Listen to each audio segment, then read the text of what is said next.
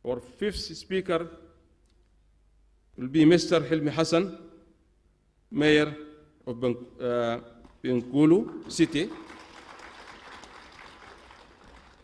He is really involved and always gives his full support to the implementation of the ICDD program in Bengkulu City from years ago. He is the mayor of the city from 2013 up to 2018, inshallah. Born in Lombok, November 1997, and he is really one of the supporters of this program, as mentioned by Director General, that this program really based on the support that we should receive from the community. Thanks to Mayor for his support to this program that contributes to the successfulness of the implementation. Mr. Hilmi Hassan, Mayor of Bengkulu City. And I think this is, this is one of the successful stories of this program. And those are the type of personalities who really assure the successfulness of those programs. And as I said, this is a community participation and those who are leading at the community level. Please, Mr. Hilmi.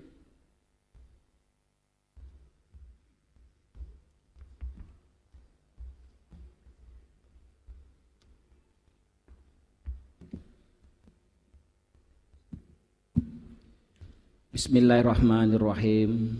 Assalamualaikum warahmatullahi wabarakatuh. Alhamdulillah, segala puji bagi Allah Subhanahu wa taala. Salawat dan salam kita sampaikan kepada junjungan kita baginda Nabi Muhammad SAW. Salam sejahtera untuk kita semua. Pada kesempatan ini perkenankanlah kami sebelum berbicara mengenai ICDD dan juga konsep pemberdayaan yang ada di Kota Bengkulu, saya ingin mengenalkan dulu Kota Bengkulu itu di mana. Kota Bengkulu adalah bagian daripada Negara Kesatuan Republik Indonesia. Kota Bengkulu banyak mungkin di forum ini yang belum tahu Kota Bengkulu.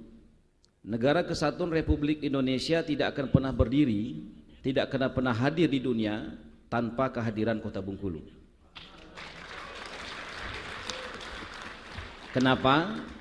Karena Kota Bengkulu, Bapak Hadirin sekalian, di Indonesia ini negara kepulauan, banyak sekali pulau, adat beda, suku beda, bahkan warna kulit pun banyak berbeda. Tetapi kemudian bisa bersatu dalam rumah besar yang namanya NKRI.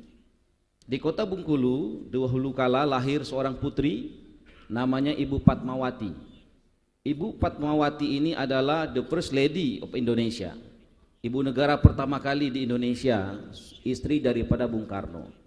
Beliau yang menjahit sang saka merah putih, sehingga kemudian Irian Jaya, Sulawesi, Jawa dan sebagainya bisa menyatu dalam bingkai besar yaitu rumah NKRI.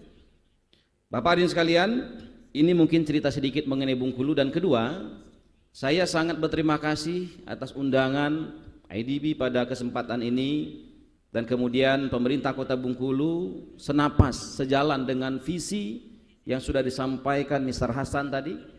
Bagaimana kemudian konsep pembangunan di Indonesia atau di dunia hari ini tidak lagi bisa top down, tapi harus bottom up. Karena dengan bottom up ini maka kemudian keterlibatan masyarakat stakeholder, maka kemudian pembangunan cita-cita bangsa bisa lebih mudah untuk dicapai. Di Kota Bengkulu kita punya visi dan sudah diperdakan, dibuat aturannya yang namanya Perda APBD untuk rakyat. Kenapa ini? Karena memang APBD kecenderungan mayoritas di Republik kita ini itu dialokasikan sebesar-besar bukan untuk kesejahteraan masyarakat, tapi hanya untuk sesuatu yang hedonis, misalnya kendaraan dinas yang bagus, gedung-gedung yang mewah dan sebagainya. Rakyat tidak terlalu menikmati gedung dan kendaraan mewah, tapi yang dinikmati rakyat adalah ketika seorang ibu rumah tangga dan suaminya meninggal dunia, suaminya tadi adalah tempat tumpuan kehidupan keluarga, tapi kemudian ketika sang suami meninggal maka seorang ibu tadi bingung apa yang harus dilakukan untuk menghidupi 4 orang anaknya. Maka kemudian Bapak hadirin sekalian, ketika dia ingin minjam bank misalnya, maka bank akan tanya, Anda punya apa? Apakah Anda punya jaminan rumah misalnya, sedangkan rumahnya ngontrak? Apa yang bisa dijaminkan dengan bank? Maka kemudian pemerintah harus hadir di sana. IDB sudah hadir di sana. Maka kemudian pemerintah Kota Bengkulu mengikat kebijakan pemerintahnya dengan sebuah peraturan daerah yang namanya APBD untuk rakyat. Kolaborasi dari PNPM, ICDD ini adalah kita melahirkan sebuah konsep baru yang namanya Samisake, 1 miliar 1 kelurahan. Kenapa Bapak Ibu sekalian?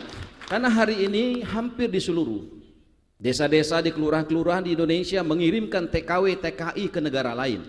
Karena di desanya, di kelurahannya tidak ada uang berputar. Banyak lahan-lahan tandus, lahan-lahan yang kemudian tumbuh semak belukar karena tidak ada uang untuk bagaimana memaksimalkan, mengoptimalkan lahan-lahan tidur ini menjadi lahan-lahan produktif. Dan kemudian sumber daya manusianya pun tidak ada pelatihan-pelatihan secara khusus, sehingga kemudian mereka bisa mengembangkan setiap potensi yang ada di desa, di kelurahan itu. Maka kemudian kami mencoba untuk mengkolaborasikan, menduplikasi program-program IDB, program-program dari pemerintah pusat yang pro terhadap pemberdayaan ini menjadi sebuah program lokal yang namanya 1 miliar 1 kelurahan atau Samisake. Alhamdulillah 1 Samisake ini 1 miliar 1 kelurahan yang akan kita berikan di 67 kelurahan melalui dana APBD. Karena APBD ini sesungguhnya adalah uang rakyat, bukan uang DPR, bukan uang wali kota. Uang rakyat. Nah, oleh karena itu kemudian 1 miliar 1 kelurahan ini kita berikan di 67 kelurahan. Totalnya adalah 67 miliar dengan target 50.000 orang yang tidak mampu yang masuk ke dalam jurang kemiskinan kemudian akan distimulus dan diberdayakan, kemudian mereka bisa menghasilkan dan produktif, dan kemudian kemiskinan bisa diperangi. Bapak hadirin sekalian, selain itu pemerintah Kota Bengkulu juga ingin menyampaikan dari program 1 miliar 1 kelurahan, kolaborasi dari PNPM dan juga DDUB yang sudah ditargetkan 7,5 miliar, pemerintah Kota Bengkulu melalui APBD-nya lebih daripada 7,5 yang disyaratkan, membuktikan bahwanya komitmen yang kuat terhadap konsep pemberdayaan yang hari ini sesungguhnya adalah mampu memerangi angka kemiskinan di tingkat kelurahan dan desa. Dari penerimaan di 62 kelurahan yang sudah kita lontarkan dana kurang lebih 13 miliar itu sudah diterima penerima manfaat kurang lebih 10.086 orang dan telah menyerap tenaga kerja sebanyak 21.000 orang. Dan kemudian dari dana 13,6949 miliar dalam 2 tahun kemarin telah berkembang berputar menjadi 21 miliar.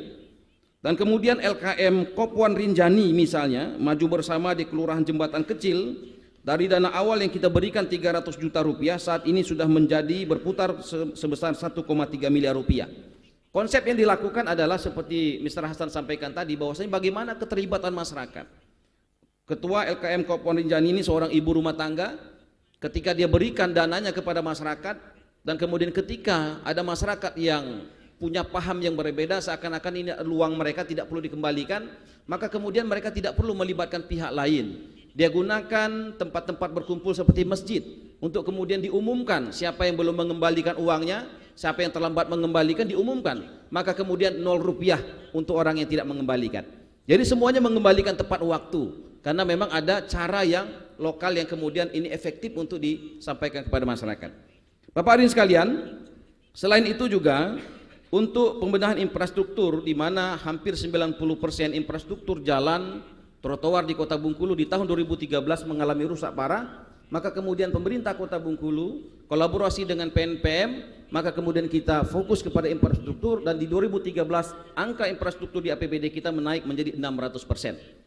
Nah, tentu semangat ini Bapak Ibu sekalian tidak luput daripada program-program yang sudah dilakukan kerjasama baik antara pemerintah Kota Bengkulu dengan PNPM perkotaan, dan saya mendukung program ini harus terus dilanjutkan, dan tentu saja tidak boleh ICDD sendirian. Pemerintah Kota Bengkulu siap dengan sepenuh hati untuk membangun dengan tujuan yang sama, bagaimana rakyat kita menjadi berdaya, bagaimana seluruh stakeholder terlibat dalam pembangunan. Kalau semua terlibat pembangunan, pasti semuanya bertanggung jawab menjaga pembangunan tersebut. Terima kasih. Al-haqqu min rabbik fala takunna minal mumtarin. Billahi taufiq wal hidayah. Wassalamualaikum warahmatullahi wabarakatuh.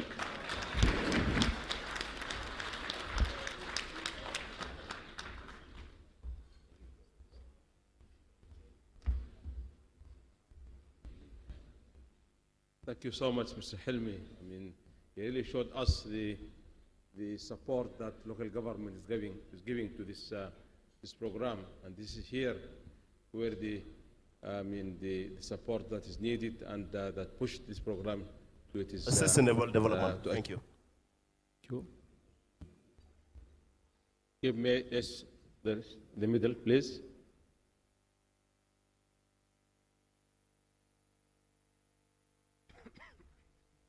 A very good afternoon. Your name, please. Can you just give your name and Yes, my name is David Siriri. I come from Uganda.